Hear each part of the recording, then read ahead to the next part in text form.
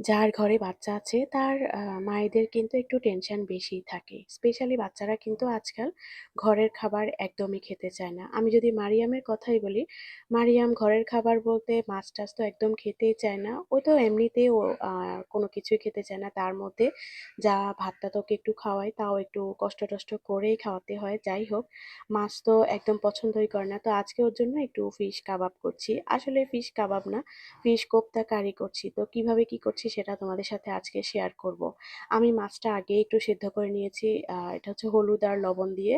আর এখানে সেদ্ধ করা মাছের কাঁটা ছাড়িয়ে এখানে কিছুটা পেঁয়াজ ভেজে দিয়েছি। তারপর রসুন, হলুদ আর জিরা ধনিয়া গুঁড়া, এর সাথে একটু ডিম ফেটে দিয়েছিলাম। সাথে একটু কর্নফ্লাওয়ারও দিয়েছি। আর বাসায় একটু ব্রেড ক্রাম্ব ছিল সেটাও দিয়েছি।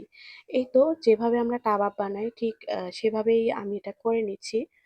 আর কাবাবের মতো করে আমি এখন এটা ফ্রাই করে নিব। আসলে ওই যে বাচ্চারা খেতে না চাইলে একটু এদিক-সেদিক করে তো খাওয়ানোই লাগে। সেজন্যই আমি আজকে এই পদ্ধতিটাই অবলম্বন করছি। নরমালি ওকে আমি মাছ ভাজা খাওয়াই। রান্নাটা তো ও খেতেই চায় না। মাছ ভেজে মাঝে, মাঝে একটু পেঁপে-টেপে দিয়ে রান্না করলে তাও অনেক কষ্ট করে খাওয়াই। তো আজকে ভাবলাম যে একটু ডিফারেন্ট কিছু ট্রাই করি। আর আমি এখানে কোফতাটা বানানোর পরে একটা মসলা রেডি করছি, যেখানে আমি কিছুটা পেঁয়াজ ব্লেন্ড করে দিয়েছি। এর সাথে হলুদ গুঁড়ো, জিরা ধনিয়া গুঁড়া আর হচ্ছে একটু রসুন পেস্ট দিয়েছি। আর যে কোফতাটা আমি রেডি করে নিয়েছিলাম সেটা আমি ভালো করে ভেজে নিচ্ছি। এর মাঝে কিন্তু আমার হাসব্যান্ড এসেছিল, কি জানি কথা বলতে, বলতে আমি একটু পুড়িয়েও ফেলেছি। তো এখান থেকে ২-৩ টা আমি একটু ড্রাই রেখেছি যাতে করে এমনিতেই খাওয়া যায়। এটা কিন্তু সস দিয়েও এমনিতে খাওয়া যায়। তারপরও আমি রান্না করে নিচ্ছি যেটা ও ভাত দিয়ে খাবে।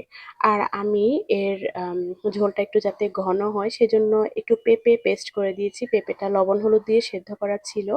আসলে পেঁপে ঘুঁটা রান্না করার জন্য এটা করা হয়েছিল। তো সেখান থেকে একটুখানি দিয়েছি যাতে করে ওর ঝোলটা কিছুটা একটু মিষ্টি, মিষ্টি হয়। আর পেঁপে তো বাচ্চাদের জন্য এমনিতেও অনেক ভালো।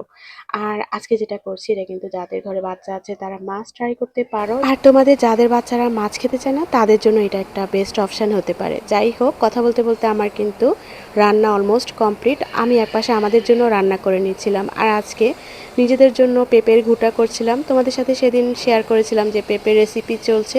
তো সেদিন থেকে পেঁপের রেসিপি আসলেই চলছে। যাই হোক, আর ফিশ কোপ্তাকারের শেষে আমি ২ টো কাঁচামরিচ দিয়েছি, যেখানে একটুও ঝাল নেই, জাস্ট একটু ফ্লেভারের জন্যই দিয়েছি।